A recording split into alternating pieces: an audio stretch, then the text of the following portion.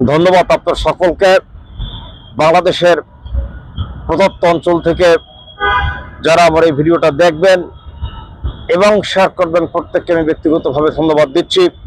আজকে আমরা প্রতিদিন নিউজ পেপার খুললে দেখতে পাচ্ছি অন্তর্বর্তীকালীন সরকার আগামী ফেব্রুয়ারি মাসে এই বাংলাদেশে নির্বাচন অনুষ্ঠিত করতে চাচ্ছে। অপরদিকে বাংলাদেশের বিভিন্ন অঞ্চল থেকে, বিভিন্ন কর্নার থেকে বুদ্ধিজীবী সহ বাংলাদেশের গণমানুষরা কিন্তু একটি বিষয় উপস্থাপন করছেন যে অন্তর্বর্তীকালীন সরকার নির্বাচন কোন প্রক্রিয়ার মাধ্যমে করবেন এবং আওয়ামী লীগকে নির্বাচন থেকে দূরে রাখার জন্য তিনি আওয়ামী লীগের কার্যক্রমকে স্থগিত করেছেন এবং জাতীয় পার্টিও নির্বাচন করতে পারবেন না, সেরকম মন্তব্য চলছেন। এখন আজকে জাতির কাছে একটি প্রশ্ন হচ্ছেন, নির্বাচন কিভাবে নিচ্ছেন? বিগত সরকারের আমলে, আওয়ামী লীগের আমলে যে নির্বাচন হচ্ছিল, তারা কিন্তু তখন মন্তব্য করেছিলেন, বিএনপি সহ বিভিন্ন সংগঠন কিন্তু উপস্থাপন করেছিলেন যে তৎকালীন সময় যে আওয়ামী লীগের আমলে একদলীয় নির্বাচন হয়েছেন এবং বিএনপি জামায়াত তারা নির্বাচনে অংশগ্রহণ করতে পারেনি বলে বিভিন্ন ধরনের মন্তব্য করেছেন। কিন্তু আজকে জাতির কিন্তু একটি প্রশ্ন হচ্ছে, এই জনগোষ্ঠীর মধ্যে 40% লোক বাংলাদেশ আওয়ামী লীগ করছেন। দ্যাট মিনস 18 কোটি মানুষের ভিতরে যে 40% লোক আওয়ামী লীগের সমর্থন করেন এবং এই সমর্থিত মানুষরা বাংলাদেশের নির্বাচন থেকে বঞ্চিত হবেন এবং জাতীয় পার্টিও বাংলাদেশের বিভিন্ন অঞ্চলে সিট পাচ্ছেন, তারাও নির্বাচন থেকে বঞ্চিত হবেন। তাহলে বাংলাদেশের বিশাল একটি জনগোষ্ঠী নির্বাচন থেকে বঞ্চিত, নির্বাচন থেকে দূরে থাকলে সেই নির্বাচন কতটা গ্রহণযোগ্যতা পাইবেন, কতটা সুষ্ঠু হইবেন বা জনগণের আশা আকাঙ্ক্ষা সে নির্বাচনের মাধ্যমে কতটা বাস্তবায়িত হবেন, সে বিষয়ে কিন্তু আজকে জাতির প্রশ্ন হচ্ছেন।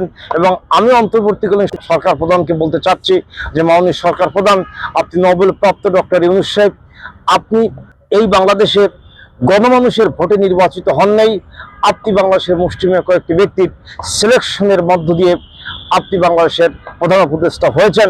কিন্তু আপনার এই শাসন আমলে আপনার যে কার্যক্রম চলছে, আপনি যে সংস্কার করছেন, আপনি সংবিধান সংস্কার করতে যাচ্ছেন, আপনি সংবিধানকে মাইনাস করতে যাচ্ছেন, অথচ যারা 72 সংবিধান রচিত করেছেন তারা কি আপনার চেয়ে অযোগ্য ব্যক্তি ছিলেন কিনা?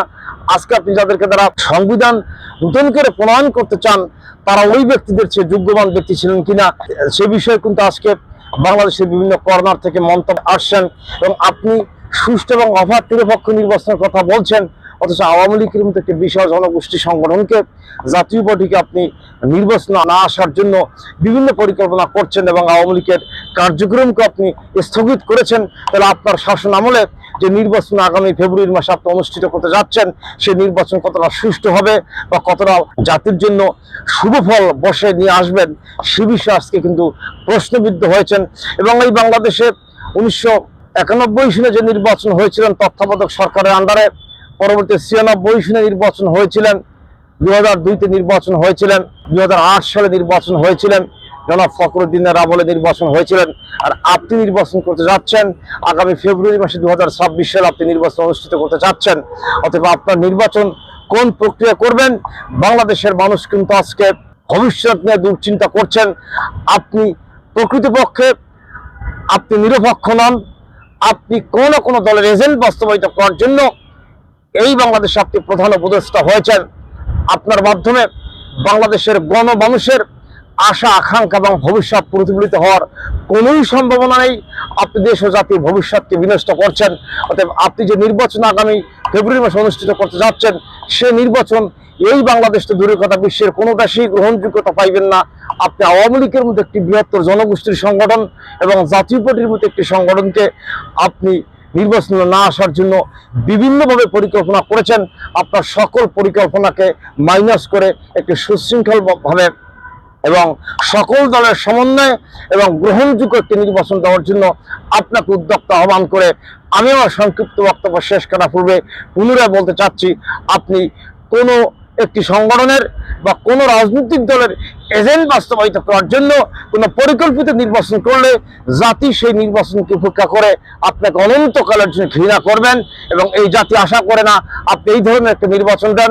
অতএব আপনি সকল দলের সমন্বয় এবং সুষ্ঠু পরিকল্পিতভাবে একটি নির্বাচন দিয়ে গণতান্ত্রিক প্রক্রিয়ার মাধ্যমে এবং জনগণের প্রতিনিধির কাছে ক্ষমতা হস্তান্তরের জন্য আপনাকে উদ্যোক্তা আহ্বান করে আমি আমার সংক্ষিপ্ত বক্তব্য শেষ করছি। ধন্যবাদ আপনার সকলকে। সুস্থ থাকবেন, ভালো থাকবেন।